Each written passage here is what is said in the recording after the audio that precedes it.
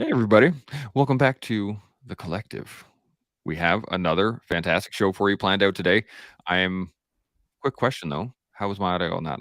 Was like a half a second delayed, or is it? I was just thinking the same thing, and it's you came in as still a little fast, but we're stable right now, and I think Mm. to add a little bit more hypothesis to the theoretical model that we've currently got going, maybe because there's just the three of us right now, that stabilizing effect Mm. requires less time to stabilize versus when we've got 4, 5, or 6 people on the panel. So I think that again, you could just give a little bit of a pause, maybe some sort of weird little ritual that you do just before you say your first word. I don't even know what that is, but we do need a for sure dedicated delay. Too weird. I'm pretty sure I could pull something off. Make yeah. it super awkward. Just be Make quiet. it really just awkward. stare at the camera. Well, now that I have 20 seconds to pull off a preamble, here My goes intention. nothing. So it is June. It is Men's Mental Health Month. We're still doing topics on men's mental health, different facets of it. We are not doctors. So if anything that we say bothers you or triggers you or sets you off in any way, by all means, bounce out of here. Go talk to an actual doc, medical professional, or a friend or someone you trust that you can actually engage with. That way you can regulate, come back later, and then you're good to go. Any of our opinions and all the stuff that we talk about is from our experience and the people that we know, stories we've heard, that kind of stuff. So do take it with a grain of salt, as you should with all opinions, I think, in general. And on top of that, while you're waiting for me to finish this preamble late, do hit the like button, subscribe to the channel, hit the notification bell, and we will do well algorithmically. So there you go. Maybe one of your better ones. 40 Yeah, seconds. that It's was not really too good. bad. That was pretty tight, buddy. I think you know what it is. I think it's the sip of coffee right off the bat. Could be. What'd you brew this morning, by the way? The Collective blend. Oh, look at you go. How is it? It's good. It's quite yummy, actually. I've been finding notes of like Awesome. cocoa, some awesomeness for sure, but I'm getting, yeah, like cocoa. Oh, interesting. Like That'll do. That'll do. Yeah. Anyway, we'll get too far into it. Now today I had this. I wanted to bring up the comment from Salty Jinx yesterday. That was the original concept of this topic. Now, to bring this into men's mental health, I think this is for lack of a better term, it's an excuse that is used too often.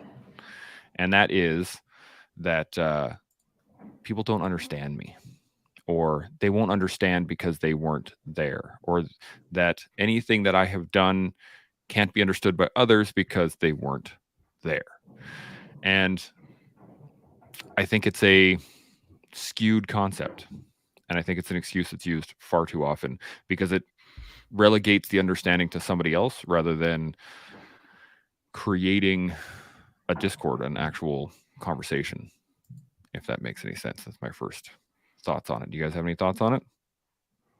Yeah, I'd just like to distinguish between I hear it from some veterans who say, well, you don't understand because you never went to Afghanistan, and they're saying that to someone who's just trying to serve them a coffee in Tim Hortons, maybe. And well, so let's just talk about that for a sec.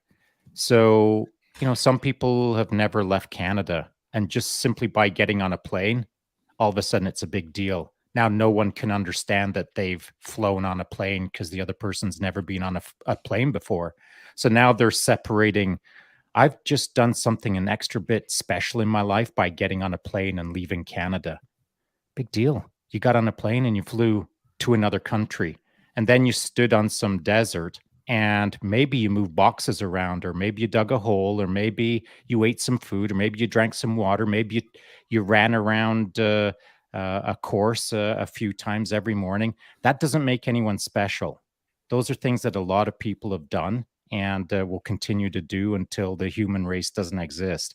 People go places and do things, and that doesn't make you special. What distinguishes you maybe from a lot of other people is by doing extra special things, by going to places and doing things, but extraordinary things above and beyond the norm that put you into a situation that is so uncommon that maybe someone can't understand what you've gone through. But that's rare.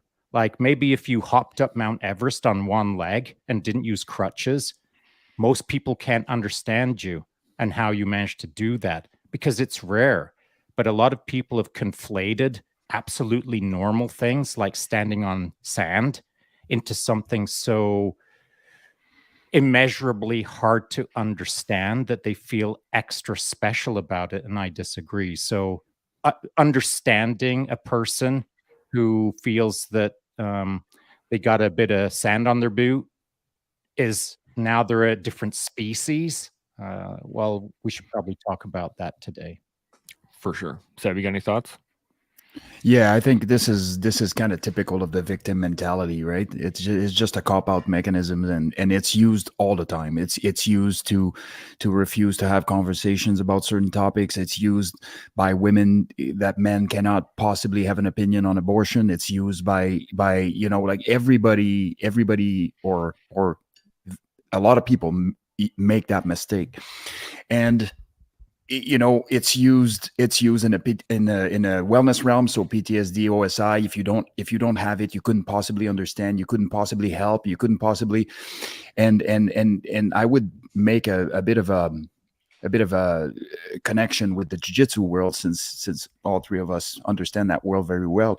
You look at a guy like, say, John Danaher, who just so happened to be arguably the greatest jiu-jitsu instructor the world has ever seen, and has more world champions than anybody who's never seen a day on the competitive mat. Well, I remember very well having jiu-jitsu instructors tell us that if you are not a competitor, there is no way you can possibly prepare your people as good. Now, think of a guy like Sidney Crosby. Is any of his skating instructors could outskate Sidney Crosby? I doubt it. Could any of them outplay his hands? Or outdo his hands? I doubt it. And so I think we're it's an elitist attitude, and there is no doubt, not to take anything away from the people that have seen active combat, because Shaun, you're talking about extra special things. That is an extra special thing. Agreed. If you have seen active combat during a deployment, but it doesn't make it that nobody can relate to you. It doesn't. People have the ability to relate at levels that would go misunderstood by some people that were actually there. And so you can't start discounting everybody on account of you didn't have the experience yourself, therefore you cannot possibly understand it. Is there anything in their own life that, although lower in intensity, is relatable? Like if somebody has fought cancer, or if somebody is, whatever the case may be, like all the bad things that can happen in somebody's life, there is relatability. Anyways, long story short, and then the other piece of this is, well, if nobody understands you, is it everybody else's problem, or what are you actually seeking to get understood, and why? Like, why is that external validation coming in, and what do you need that for? So anyways, I guess Well, that's yeah, lots to you're launch on. right, and so I was thinking maybe we'd get to this point in 40 minutes or so, but we're here now because I believe that that's the real issue. Is people feel that they're not understood because they don't even understand themselves. I mean, how can you be understood by anyone else if you don't even know who you are? If your self identity is so blurry or so distorted or so unclear that how can you think that no one understands you if you literally don't even know who you are yourself? And so that tie that into a sense of victim mentality, and it's a double down bad because now you're fighting yourself and the world that doesn't understand you. So who understands you? No one. And that's a pretty tough position to be in. And if you're not keen to do the work on yourself, you sure as heck aren't keen to do the work when you're interacting with others. And so it's a it's a bad place to be in if you feel that no one understands you. Probably start looking at yourself as the step one. 100%. The excuse me. Quick little comment here, Chris. Good morning. Nice intro. Thank you very much. Satch, good morning. Good to see you. James, good morning, guys. My brain is somewhere else today. Get in the present, not on the couch. Bring it back online, bro. Yeah, exactly.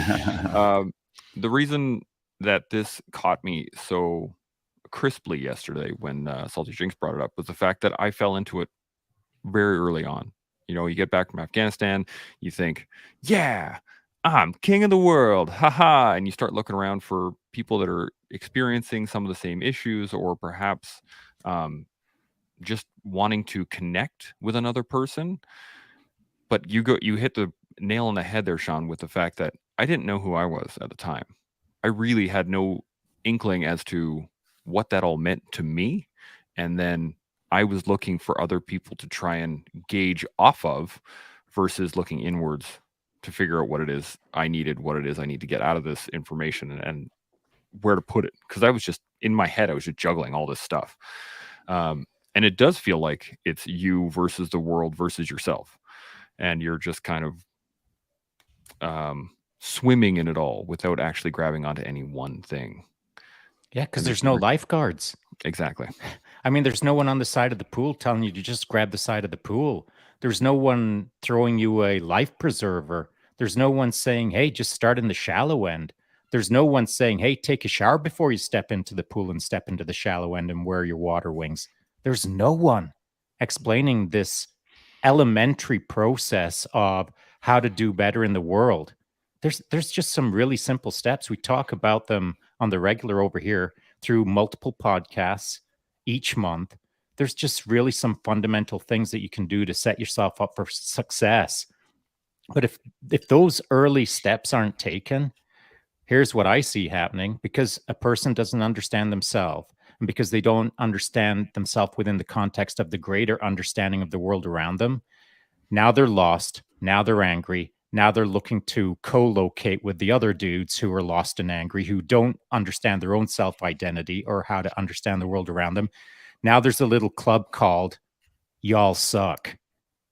And the suck club just gets bigger and bigger the more it sucks, because it talks about no one understands us, but no one's ever taken the moment to understand themselves. And if anyone out there thinks I'm being hard on the suck club, well, it's because y'all suck. And I don't care for the fact that you suck. And it's so easy to change. It is so easy to change. No one has to know, just because you're in the suck club and you're the king of that club, you can easily take off your suck patch and put on another patch, and it's called Do It Freaking Better. And it starts in a split second within your mind, because you can lie to yourself day after day after day that no one understands you. That might be true. If you aren't running a tight program, I can't understand why you suck, because I'll look at a guy in front of me and think, that dude doesn't have to suck.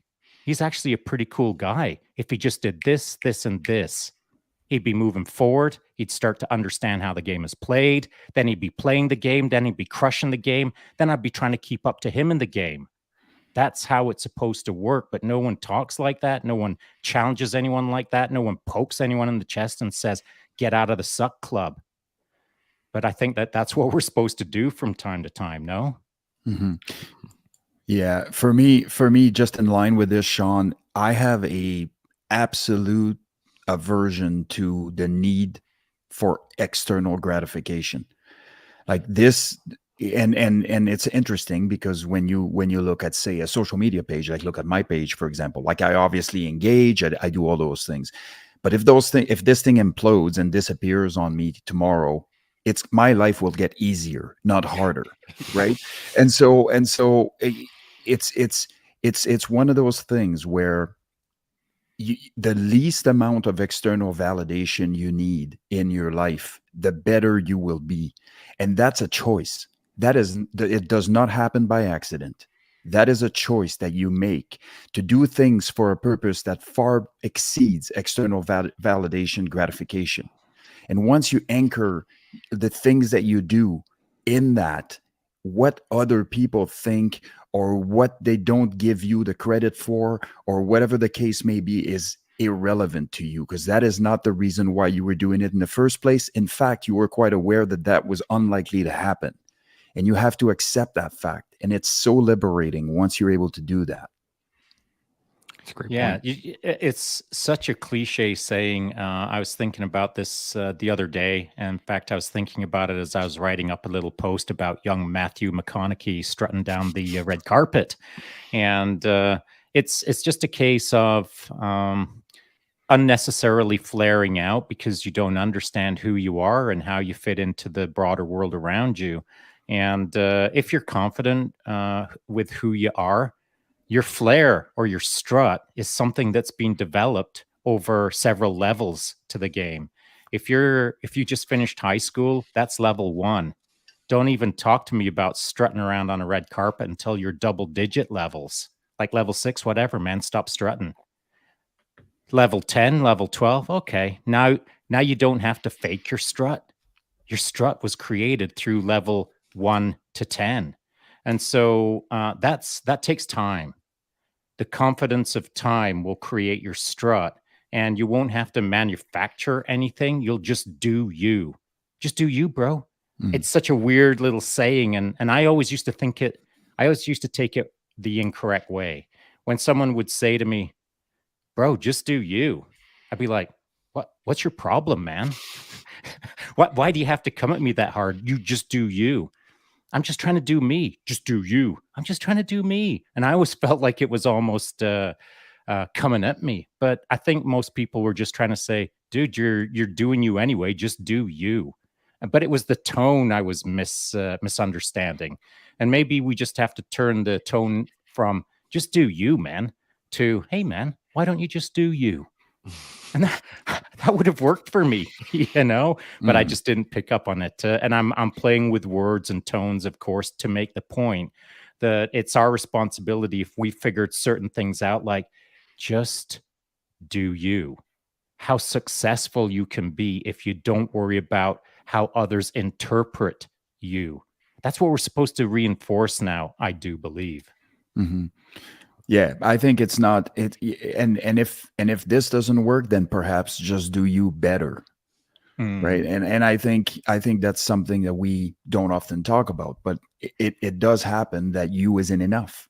Like if you're a jerk and you're being you, then you'll get what jerks are getting, right? That's like so it's a matter of putting the work in. As Shaun was mentioning, in terms of developing that strut, which I don't think that even after 20 years of doing whatever at a high level, you shouldn't have a strut anyways, right? But it's metaphorical, of course. That's right. But put the work in. You need to put the work in to work on those insecurities, to work on the things that are affecting your need for external validation. And as soon as that happens, you're looking at things through a much more compassionate lens in terms of, nobody understands me. And one of the best video out there, and I wish I knew exactly where it is, but is David Goggins, which I have a love-hate relationship with.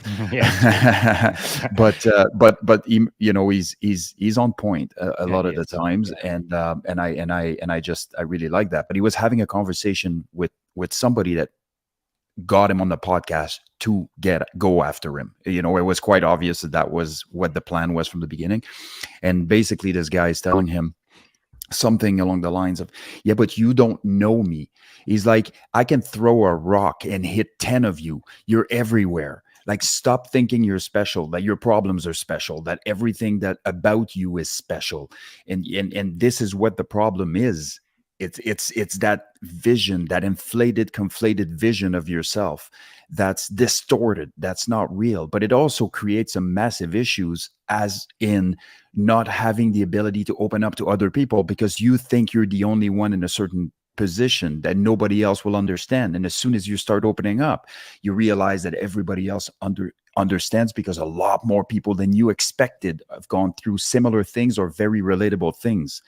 So it does affect you, and it does affect your mental health, in a sense that if you believe that you are walking solo in this life, that nobody else can understand you, that nobody else can, relate to what's going on with you, what are your options when it comes times to having those conversations and bouncing ideas off of relatable people that could potentially help you, but you do not think that these people are out there and exist. Well, here's an option, and this builds off of what we were talking about yesterday. And, you know, if I walk into a room, one of 10,000 rooms that I've walked to previously, and I stand in the middle of it, most people don't understand me because, you know, they've never really met people like me. And I was talking about normal people, normies, I think I refer to them as. Yeah. I know it's distasteful, but it gets the point across. And the fact remains that when I step into these rooms, sometimes I just don't even want to talk to anyone because, like, I just know it's going to be about the weather and about the dog and about whatever. And it's all stuff that doesn't interest me. And if I don't feel like I want to engage with that person because I want to get to know them better, whatever the case is, which is usually my MO, I'll try to learn something from the person standing in front of me. But if it's just one more of those 10,000 rooms that have been repetitively the same, I feel that most people don't understand me in that room, but it's my job to find people that understand me. And so in this room right now, these people understand me in the collective. Just as I said yesterday, the people in this group understand that I like to talk at a deeper level. I don't want to talk about the weather. It does not interest me. But I don't mind talking about the weather and how that impacts the state of mind of someone who is in a corrosive mindset based on ... whatever. So if it's relevant and deep and thoughtful and intriguing and interesting and an adventurous conversation, I'm into it. But there are times when I feel like people don't understand me. I don't understand them, but I can, if I want to, create a platform where we'll have commonality and we'll understand maybe half an inch of each other. Just not like 24 inches deep like I like it. So it's for me to almost quote unquote put up with the conversations that are mind-numbingly boring and may lead to something, versus I eagerly pursue these kind of conversations where I get so much more enrichment out of them. Yeah, For sure. And the question, oh, go ahead. No, go for it, Seb. No, I was just going to say, and if we were to dive deeper into an introspection to try to control the parameters that we control, which we know are ourselves, and that's pretty much it. What else do I not understand? Who else do I not understand? Why? Because let's call a spade here. I don't even care what you did in life. You don't know the last thing about building a bridge. You don't know the last thing about being a gas attendant. You don't know the last thing about being a nurse. You know what I'm saying? Like, ultimately, we're all going through life in our separated silos, or at least that's a perception. And everybody thinks that nobody understands them, but they somehow, it's kind of like that. You're sitting at a table and somebody talks about all the bad drivers out there. But have you ever heard anybody say, I drive like crap? Like, I can't drive. Like, I tried my very best. I put my best foot forward, but I'm still a terrible driver. No, you've never heard that, because it's always everybody else. And that just annoys it annoys me to no avail, because focus where focus needs to be. Okay, so what do you know about the person that's on the corner that you've been essentially treating condescendingly, or have not given any thought whatsoever of the service they're providing, on account of you don't know what they're doing? Have you invested any time in understanding anybody else? Now somehow you want everybody to acknowledge your line of work. And I don't care if you're a cop or if you went to battle or whatever the case may be. It's a choice you made to pick a career that has a purpose, that sacrifice for a collective, but also isn't great, right? We know that. And that's something that you should accept. The sooner you accept, the more your survivability increase mentally and emotionally. But at the end of the day, I look inwards. Who am I not understanding? Who am I not? And so you start looking at things differently. You start looking at it through a lens of compassion. You start educating using communication, or whatever the case may be. And now you start also investing in other people, where you get curious about what they do, and you all elevate. But I don't like that victim, like, nobody understands me. Okay, well, tell me about this person on the corner here. What do you know about what they do? Well, nothing. Okay. Right. What is your actual point here?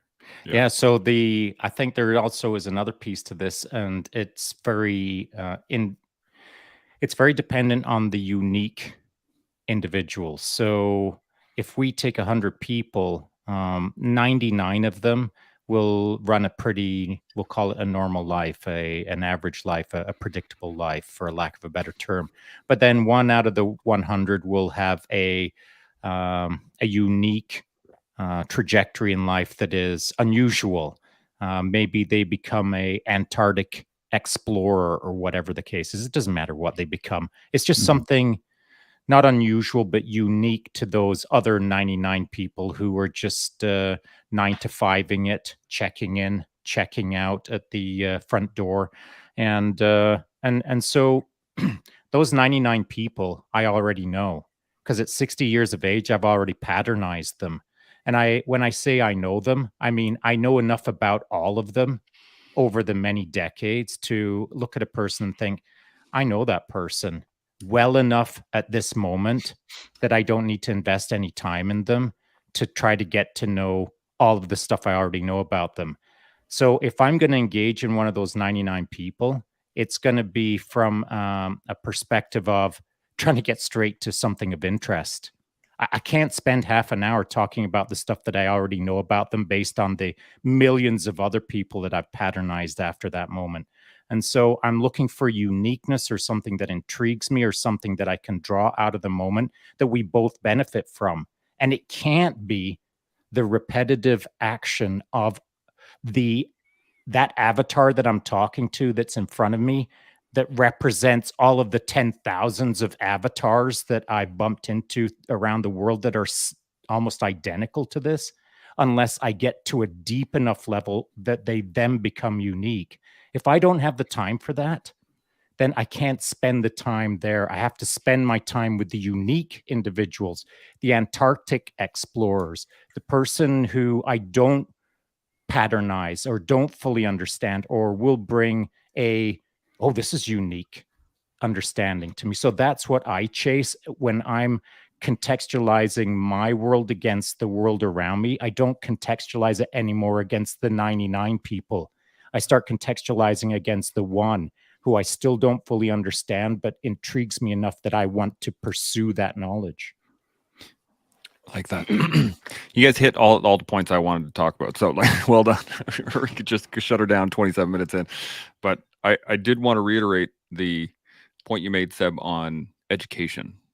A lot of times, what I hear from other vets and other, first responders and people when they say, "Oh, well, people don't understand," and I ask them this one question: how much time have you put into educating them? And usually, it comes back with, well, I mean, it's complicated. I'm like, yeah, of course it's complicated. How much time have you put into educating them? And it usually comes back to none.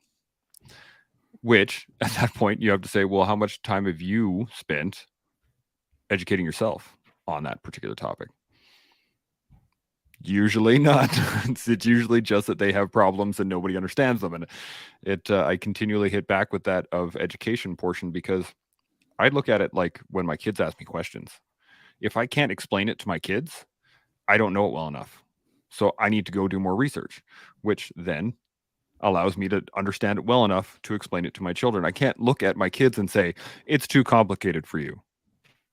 No, it's not. I don't know how to explain it well enough. That's the issue, right? And so I wanted to reiterate on that point, but I think you guys read my mind, basically. Well, one of the reasons that I think there's a lot of people perhaps trapped in this cycle of, well, you just don't understand me. And I'm talking about like day one, you just don't understand me. I'm not talking about 10,000 days later of you have nuanced your way through the world and you've patternized the world and now you're at a point kind of like me where I see things the way I see things based on patterns and I'm chasing unique opportunities. Mm-hmm. So if you're on day one and you're thinking to yourself, no one understands me, to Chance's point, I also agree that it's probably because you don't understand yourself. Now, the problem is when you're at that point, it's so freaking easy to whine, because whine costs nothing. You can moan and whine and complain all day long, and it costs you the square root of 0. In fact, it makes you feel good. Mhm. But what doesn't make you feel good initially is sweat, action, deeds, doing something about it, changing your ways, improving your life. That's kind of hard work. That's uncomfortable. And so it's that point between I'm super comfortable whining versus I'm really uncomfortable improving. Those two things are usually what put the brakes on the advancement forward to a point where many years later you can shrug your shoulders and say, I kind of understand a whole lot more about the world. That what you're speaking of right now, Shaun, is exactly the concept of virtue signaling. That's it's exactly the same. It's people virtue signal on account of certain shortcomings that they refuse to address, but they will bring up something that gives them a dopamine hit, essentially. They will go in and say something or do something that makes them feel good in the moment. It's that instant gratification. They really haven't done anything. There's no actionable items there. They haven't really done anything that's truly meaningful, but they've taken a stance that makes them feel better about themselves and their place in the world. Very, very dangerous place to be, because you can actually fill your day with this and think that you have done enough today, but you have actually done nothing aside from satisfying a very primal need, but a skewed need. And there are ways around that, and there are ways to realize that this is what you are doing, that this is what you are seeking, and this is a decision to change that pattern behavior. It's just And we were talking about this, Chance. Was it you and I just chatting about it privately, or did we cover this in a podcast where I was suggesting that a lot of people are trying to find shortcut ways to feel good about themselves, so they buy a new pair of socks or they get a new haircut. Yeah, Now we're doing what? that. You want to feel good 3 times per week? You get 3 haircuts per week. And so I'm not throwing haircuts under the bus. I mean, I've got buddies who like a good tight haircut and it makes them feel legit and all of that good. Buddy, put that hat back on. It's all forehead. So, it's a 5 head. I just got a new haircut. I was very excited. Bam. So there are proxies that can act as a feel-good moment that costs 0 other than from your wallet. A new pair of socks, a new pair of socks, a new pair of socks. That's 12 pair of new socks this week, but I don't feel good about myself still. You're poorer, so you should feel not good about yourself. You should feel worse, bro. And so you can't buy happiness, is an old saying. And I think there's an element of truth to that. If you're trying to shortcut your way to happiness, I'm sad, I'm going to buy a new car. I'm unhappy, I'm going to get a new haircut. My hat's a bit dusty. I like a clean hat. It makes me feel better about myself. I don't want to brush the dust off. That's work. I'm going to go buy it. That is not work. But I mean, in order to buy a new hat, you've got to work to earn money to buy a new hat. And if you're working to buy things that make you feel good without actually doing the work, you're working hard to do nothing.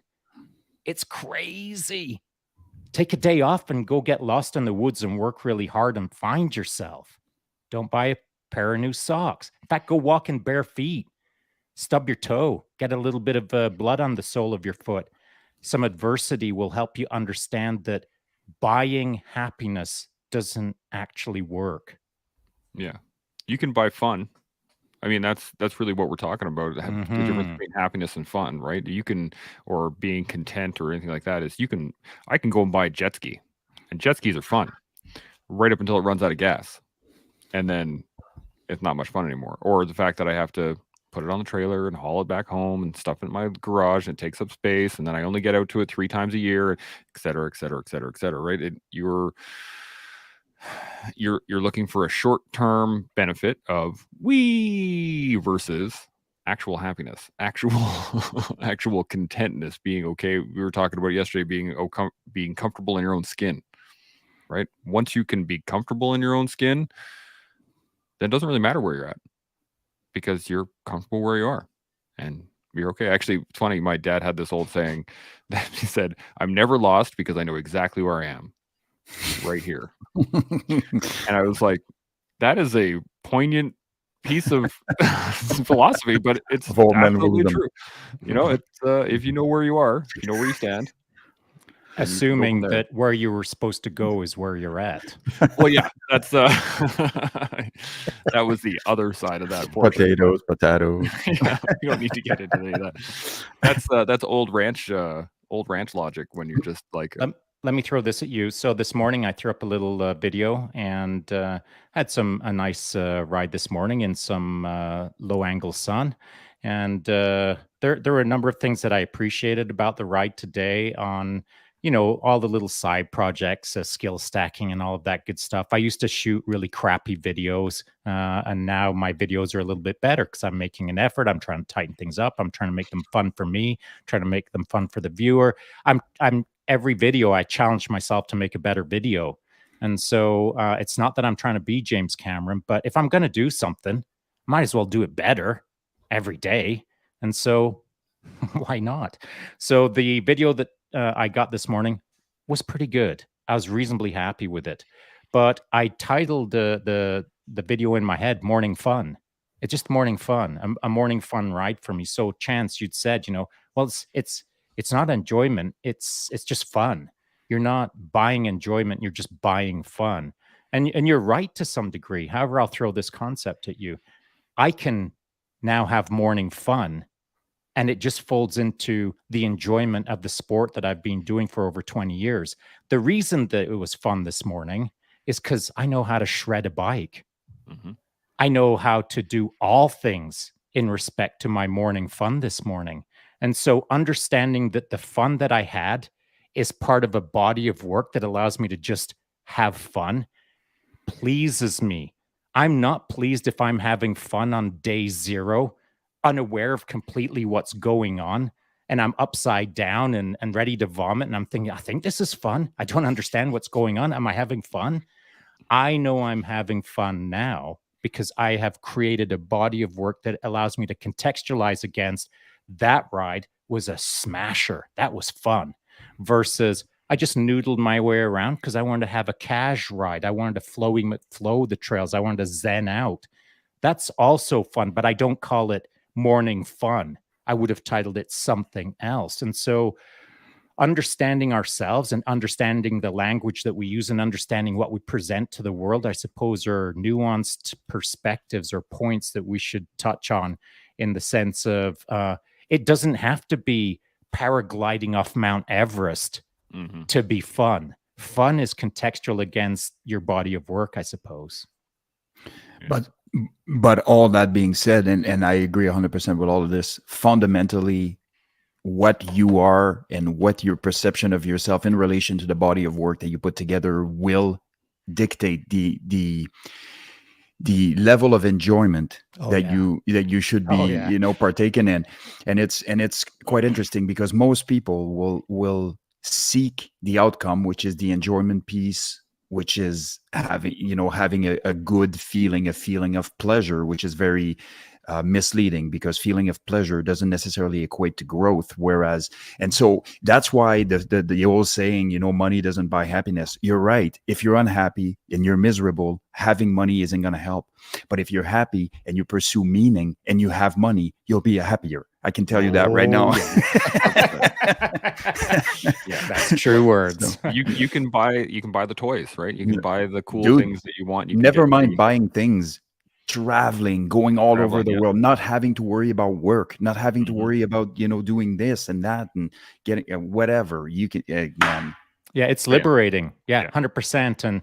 And I'm fortunate enough that I'm kind of in that position to some degree myself right now. And so my work is these podcasts. My work is trying to be inspiring. My work is engaging with people. It's not really work. I kind of enjoy it to some degree.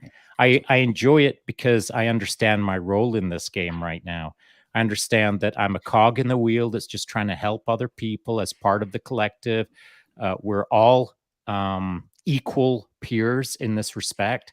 And I enjoy, if I was doing this solo, if this was purely my initiative and I was like doing my best, I'd still be enjoying it, but I wouldn't enjoy it as much as I do right now because I've got teammates, because I've got other fools on the crazy train with me who are also like understand how we all fit together, understand that it's a common mission. We're all kind of having fun with it, even though it is a bit of work, but we all understand the importance of the mission. And so just us having fun in this hour, even if we have 3-4 laughs, that's all bonus, man. That's gravy. But if we didn't have any laughs, if all we did was hardcore, serious, deep intellectual conversation, I'd still be enjoying it. The laughs are bonus, as it were. Mm-hmm. And yeah, my favorite piece is simply being around people that understand themselves. And it took them a lot of work to do that, and that's showing. And I just love that so far we've had a lot of incredible guests on the collective, all of which have accomplished a certain level of self-mastery, which is beyond elevating for all of us. You spend, you know, a friend of mine said this recently. I was out with 3 friends on a little bit of a cigar night, and we're out. One of my very good friends who's extremely successful man, and that friend of ours has not been exposed necessarily to this level of success or this level of drive or this level of leadership. And when we left, we were driving, and she said, "This was the most motivating 2 hours I've ever spent. I'm on fire. I just want to go take on the world." And that was by proxy, because she really wasn't that engaged in the conversation. She was soaking the conversation up from all 3, parts, all 3 of us. And so you think that surrounding yourself with savages isn't necessarily elevating for everyone. You just wait till you do it. Yeah, and it's that is a really important point, and it's not. I'll be careful though to say that it's not just 3 people and a person sitting off to the side observing 3 people who are doing pretty good. It ain't pretty good. It's 3 people who are freaking smashing it out of the park.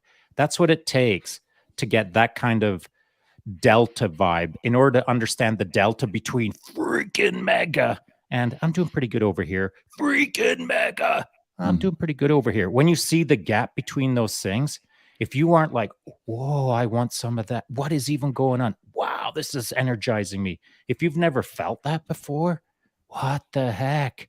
That is so engaging. That is so powerful to understand that that's possible. I mean, if I could get that every day, I'd be dialing that rotary dial up to 1 million for sure. I love being around awesome people. And it's just cool. It's just cool to see them pull the trigger on things consistently, and it every single time, instead of having that envious feeling that you would get, for example, if you had a fixed mindset and you're seeing somebody with lofty goals running after the lofty goals, then you will be facing life with a sneer, as Teddy Roosevelt once said, which is the worst way to spend life. But conversely, if you are on the growth path and you are seeking to get better, seeing your friends understanding themselves and really going after lofty things and do so endlessly, you can never keep up, you can never catch up. It's like now, but the game's on, right? Like game's on 100%. I love that. And I'm actually not a very competitive person. Like I'm really not. But for that specific sort of subset of life, I'm all over it. Because that's about growth. That's way beyond anything else in the sports realm or anything.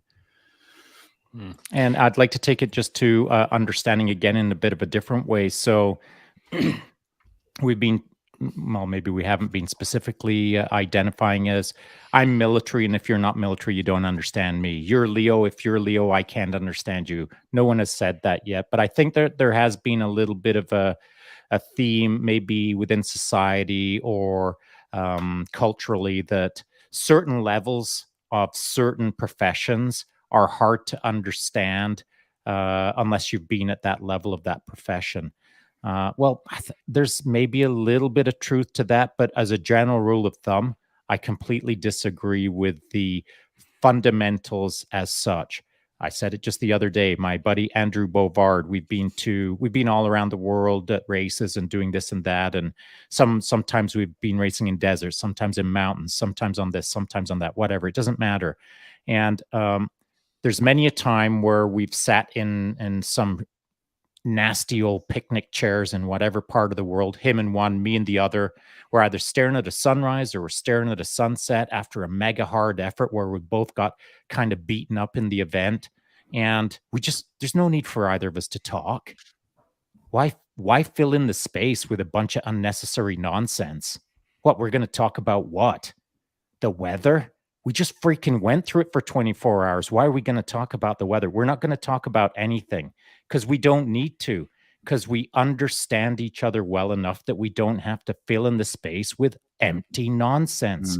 Stop with the white noise. You can hang out with another dude and just chill axe. If you can't watch a cloud move from one part of the sky to the other part of the sky without having to fill it in with inane nonsense, try to do better. Just try to be in the moment. Pick up the vibe. If someone next to you just wants to enjoy the moment, enjoy it with them. It's freaking awesome. Yeah, it really is. I got some comments here I want to hit. Yeah, just you guys are knocking it out of the park. I like being able to sit back and listen to you guys. Similar to the table you're talking about there 7 seconds ago. I same feeling. So James says, it took my dad 20 plus years to realize he was being out of touch. And yeah, it can take quite a while until you either get there's got to be a catalyst. I think you were saying that yesterday, Shaun, was that like, there's got to be some sort of something that happens that makes you see it all of a sudden. Sometimes either all of a sudden or over time, but there's got to be a catalyst some way. Satch says, pick up the pace, suck club. 100%. Jason kicks in. Hey guys, I'm late to the party. He says, it's interesting that there is no direct evidence to look at regarding self-understanding or self-analysis. I say this because most of our personality and personal characteristics are derived from a myriad of factors. So we must do the analysis without being able to see the cause. Subconscious factors. Yeah. What do you guys think? Seb, what are you thinking? So it's really, and I agree with Jason, and in principle, like theoretically, he's correct. So, but I think what happens is when you look at life through that lens, you're going to give yourself a way out every single time, because there's always a lot of things that we're not able to put our fingers on. There's a lot of things that we can't explain. There's a lot of things that are affecting us at a subconscious level that we wouldn't be able to articulate, let alone know. But ultimately, what we see is what we get. And so what are you doing with what you have right now? I don't care where it came from. I don't care what was engaged in this process. I don't care. All of those things are a part of you, who you are right now. What are you going to do about it? What are you doing about it? Like, without looking back and having sort of, what's the word? Cop-outs. Like, you're having cop-outs. Like, oh, I have all these other things that may be affecting my ability to X, Y, and Z. It's like, you are correct. If you give them any power whatsoever, they will have the ability to affect that. But if you make a decision that this is what you want, that this is what you're after, that this is what you're chasing, all of those things will come along with you. I absolutely despise labels for that reason, because labels are immediately giving somebody a way out of doing the hard things, of chasing the things that they should be chasing to be the person they can be, on account of now, my ADHD kicked in, or whatever the case may be. I mean, there's a million different labels, right? I can't keep my focus very long. No, you choose not to keep your focus very long. That's a choice. Don't make it sound like somebody else is responsible to come here and take your focus away. You have decided not to focus. That is, those are the words that you should be using. And so I don't like those types of, I like those types of conversation at the philosophical level, but I also do not like them to put forward actionable items. It's like, yeah, I understand. I can tell you sub stories about my youth all day, but what have I done? What am I doing today? Yeah, Shaun? it comes down to that deeds, not words attitude. And I think if just people would latch onto that fact that whatever, man, you're still talking. It's talk means nothing to me. Literally nothing. Unless we're having a conversation like we are right now. This means something. But someone tell me, I could be you, but my back's a bit sore. I would have beaten you, except my knee. I tweaked my knee yesterday. Whatever, man. You don't even ride a bike yet. So don't tell me what you could have been or would have been or should have been if you've not been off the couch in 20 years. Like Seb, I despise labels that hold someone back in that way. It's so freaking lazy intellectually. It's so spiritually lazy. It's emotionally lazy. It's physically lazy. It is the epitome of lazy by saying that I can't because of dot, dot, dot. Yeah, you can. You just don't want it bad enough. If you wanted it bad enough, you'd be crawling out to your bike and somehow figuring out how to ride that if it was important enough to you. So the label of, oh, I woke up this morning and I only got 12 hours sleep last night instead of 13 hours sleep. I don't even want to hear it.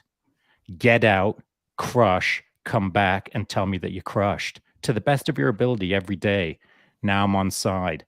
But the moment that I start hearing every day, oh, it infuriates me. Well, if you look at to sort of exemplify your point, Shaun, if we look at COVID, for example, back when everybody was losing their minds over the gyms being closed, and there is so much to do, right?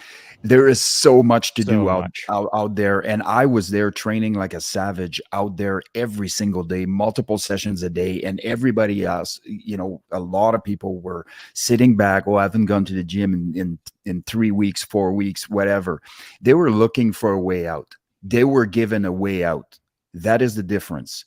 The people that weren't looking for a way out actually did the thing, regardless of what it looked like, whether it was picking up a stone, from a hike and doing ground to overhead with it for 30, 40, 50 reps and jump right into 100 burpees. You don't need a gym to do any of this at all. But that pandemic actually fed into your laziness, as you mentioned, Shaun. It fed into it. It gave you a cop out. It gave you an option out of excelling, of chasing, a higher standard for yourself. That's what happened, really. And I didn't skip a beat either. I mean, on the bike, I didn't skip a beat. Moved BJJ mats into our home basement and rolled whenever we could. And to me, it was I took it on as a personal challenge. Yeah. To try to improvise, adapt, and overcome, and not just overcome. I mean, like freaking crack it out of the park. Overcome. Thrive. As far as I was concerned, I was going to get better, not just maintain or backslide. The relentless pursuit of excellence, irrespective of what the external variables are, freaking smash. Yeah, it's a it's a continual drive. I remember actually we got mats from my gym as well. We put them down in our basement and we did online classes. My boys did online classes. We did online classes. Nice. And I think I said pretty regularly through the initial portion of that was, we've heard this many times, was it's not about the time at this. You have all the time in the world now. You're sitting at home. Was it really about the time or was it really about the effort? And a lot of it was about the effort versus the time, because now you got the time. Do something with it, right? And actually, a lot of the time was about whining. Yes, 100%. But it actually goes back into the concept of understanding, at least in my mind, is the fact that this requirement for other people to understand in order to do something, or in order to communicate, or in order to move further, or in order to move down the path in any way, is the cop-out in of itself. We said it earlier in that fact that it's nice when you have other people that understand you. It's a good feeling. It's a good group to be in, but you shouldn't require that in order to do anything. And I think that's the key point. Validation is not mandatory. Yeah. Validation is, I don't care for it myself, but validation, I suppose, is a nice thing from time to time, but it is not mandatory. And the moment that everyone gets right with the idea of you should just be able to go out and smash something in the absence of any eyeballs on you, life gets a whole lot better.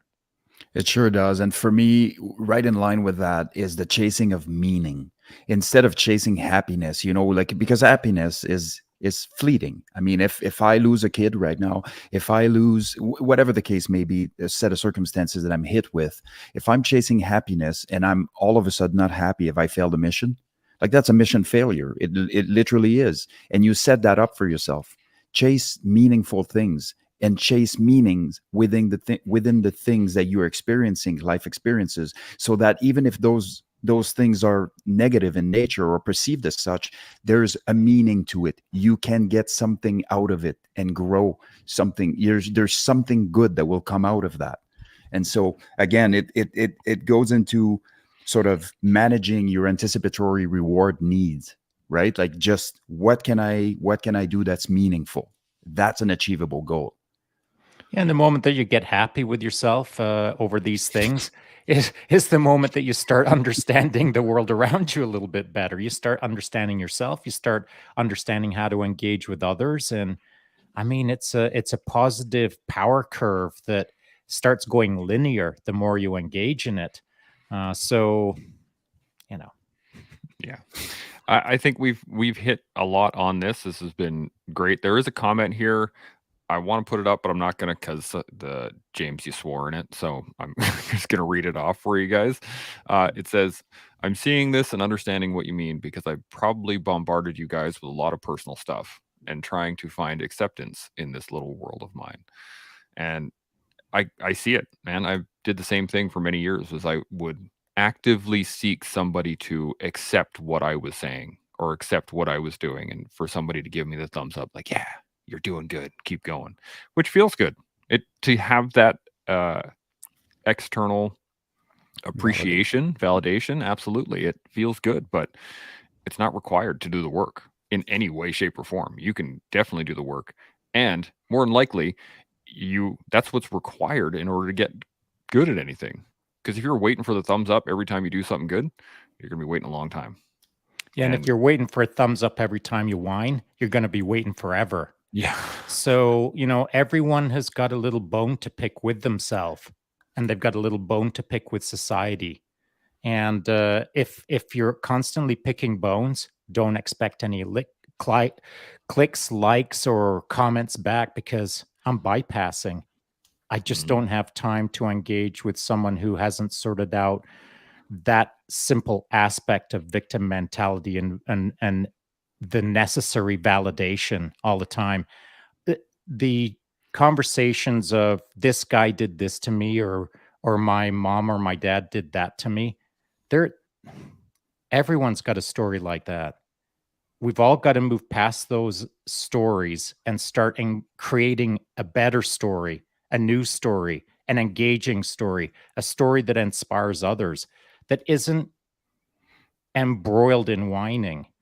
And so I know times are tough for a lot of people out there, but in order to get out of the tough times, you've got to focus on creating a better time in the future.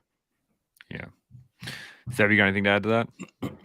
No, man, whining is absolutely not only is it's self-impacting and self-destructive, it actually impacts everybody else around you. So that negative aura that you are carrying around is impacting much more than you can give it credit for. That includes your relationship. It includes the people that will be attracted to you, which and so you're basically get out of your own way. You're in your own way. Don't look for anybody else. Nobody's interfering with your progress but you.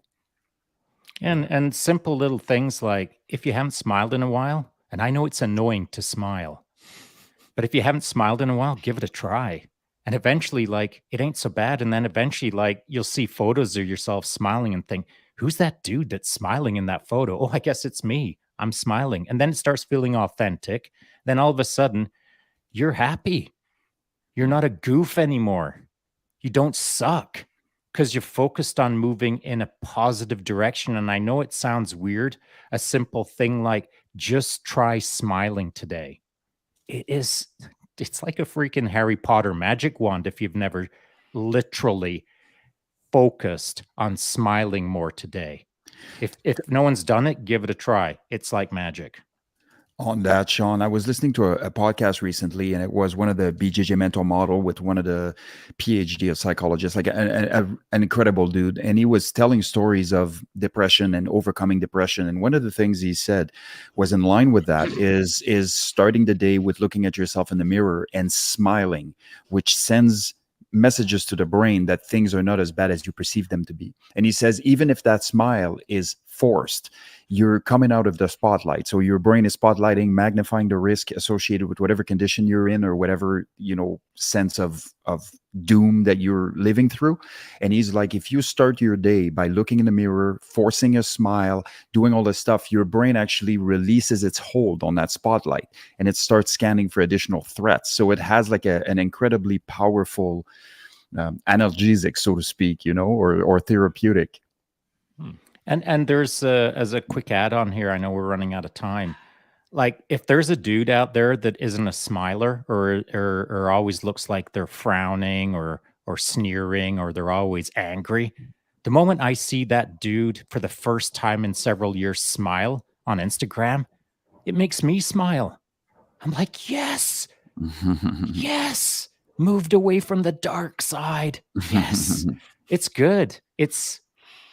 To me, those are the things that make me happiest some days, is just seeing a dude come out of the funk with a half-assed effort at trying to smile. I'll take a half-assed effort. It's way better than that sneer that's been going on for years. If anyone wants to make me happier today, crack open an IG smile filter and throw it up today. I'd really appreciate it. Yeah, I think that's one of the things we forget about is the fact that a lot of these things are very small actions. That's where it starts. Very, very small actions. We see certain things like Shaun riding his bike down the mountain, right? And it's easy to think, oh, well, if only I had a bike. If only I had a bike or a mountain or for, whatever you want to say. But the key thing is that you started at one point. You got on a bike and said, I wonder how this works. And you just started. Same thing with the BJJ mat, same thing with any other martial arts, same thing with the military, same thing. We all started at the very beginning. One of the things I told my my class on Sunday was to remove the word should from your vocabulary. And that way you won't have expectations of what is required. And therefore just keep showing up and do what you need to do in that day. Any final thoughts on anything we've gone over? Seb? Yeah, not really. I think it's pretty much been said. Good to go. Shaun? Yeah, I don't have too much to add. What I'm again going to reinforce, please, for the love of all things good, put up a photo of yourself smiling today. That would be fantastic. If you're struggling to believe that anyone understands you, or if you feel like you're the only person in the world who is out there dangling in the wind to some degree, it's not true. Maybe just look around for some cool people to hang out with and lurk out with, and just kind of chillax on the sidelines and not have to too heavily engage with. Just look for people who will make you feel a little bit better in a positive way. And in time, you'll see changes. Yeah.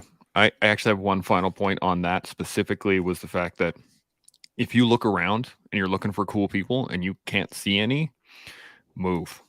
Yes. Go somewhere else. Look for cool people in another environment, because it is just that simple. Never been to a BJJ mat? Find one. Go watch. Find some cool people, right? It's that simple. You just have to get up and move. So as we all learn how to understand ourselves and build upon a better understanding of those around us, we can grow our understanding of the world and how we all link together in it. And we can get better every day. You can do that with us here on The Collective. See y'all tomorrow. Chimo. Chimo.